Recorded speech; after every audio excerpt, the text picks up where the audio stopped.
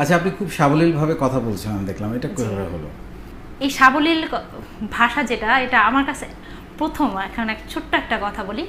আমি যখন প্রথম দিন সেশন চর্চা ক্লাসে জয়েন করলাম, তখন আমাকে ওপাশ থেকে ডাকছিল যে আমাদের মাঝে নতুন একজন আপু জয়েন করেছেন, ফারজানা ইসলাম জেনি। তখন আমি এইভাবে কাঁপতেছিলাম, মনে হচ্ছিল আমার মাথা থেকে পা থেকে কি যেন একটা উঠে মাথার উপরে। আমি কথা বলবো, আমাকে ডাকতেছেন, কি বলবো, পরিচয়টা কিভাবে দেব।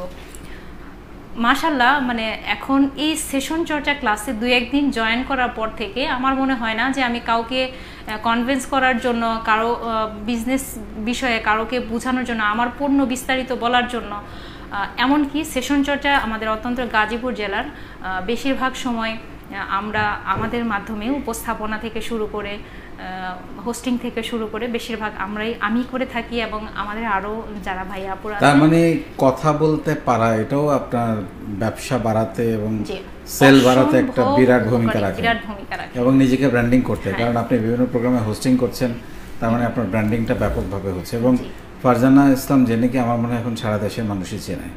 জি, ইনশাল্লাহ সেটা একমাত্র সম্ভব হয়েছে আমার মনে হয় নিজের বলার মতো গল্প ফাউন্ডেশনের মাধ্যমেই।